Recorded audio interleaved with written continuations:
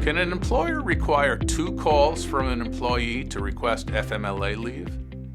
Sometimes employers' policies will require an employee to notify more than one person about taking FMLA leave, and this can be for very legitimate reasons. It might be that an employee is required to notify a supervisor and HR, or an employee might be asked to notify a third-party administrator.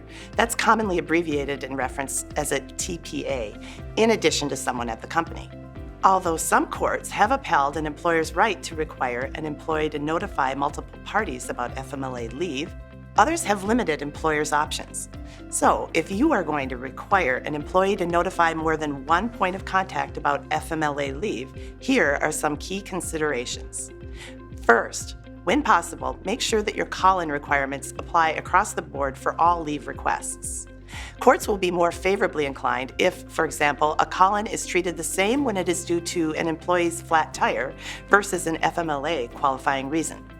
Second, make sure your call-in requirements are clear and made known to the employee. If they are buried, for example, in a lengthy FMLA policy, a court may excuse an employee's failure to recognize or follow them. Third, remember that when the need for leave is not foreseeable, the FMLA excuses ordinary call-in procedures. Fourth, and finally, consider whether you might request that employees notify one central source at your place of employment and have that source notify others as needed. You should keep in mind, for example, that managers may have a practical need to know about employee absences, but might be better served if kept in the dark on the specifics or details.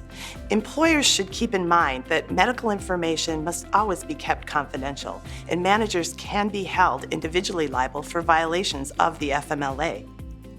Managing FMLA leave can be a challenge for employers. Consistency, however, is key.